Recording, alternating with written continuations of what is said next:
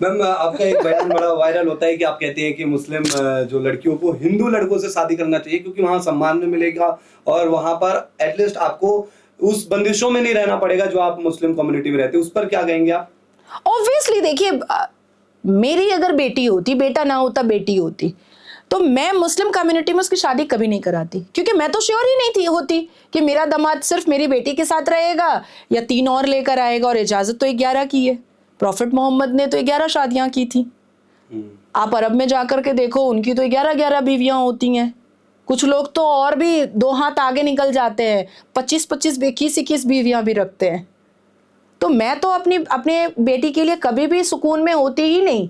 मैं तो मरने के बाद भी मेरा रूह दौड़ते रहता भूत की तरह कि पता नहीं मेरा दामाद कब दूसरी बीवी ले आए। मेरी बेटी को दो महिलाओं के साथ टूसम करना पड़ेगा, थ्रीसम करना पड़ेगा, फोरसम करना पड़ेगा मेरी बेटी को।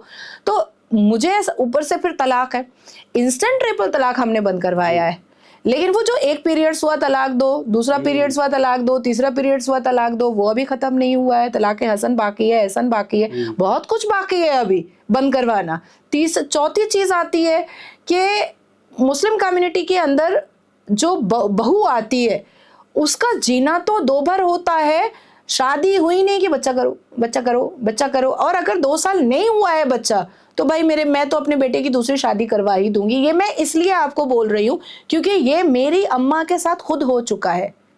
मेरी अम्मा की शादी के 3 साल तक उन्होंने बच्चा नहीं पैदा किया था क्योंकि बहुत अर्ली एज में शादी हुई थी उनकी। बहुत जल्दी आप 14 साल, अब मासी की अपनी बता रही है 15 साल तो है उनकी, 13 या 14 साल में मेरी अम्मा की शादी हुई थी। क्या और उसके बाद उन्होंने मेरे अब्बा का कहना था कि एटलीस्ट तुम अपना क्लास 12 कर लो, उसके बाद हम बच्चा पैदा करेंगे। और उस बीच में मेरी दादी अम्मी ने सीधा कह दिया कि इसको बच्चा नहीं होगा, ये हिजड़ा है, इसको बच्चा नहीं होगा और हम अपने मुजीब की दूसरी शादी करवाएंगे। लड़की देखना स्टार्ट कर दिया गया था।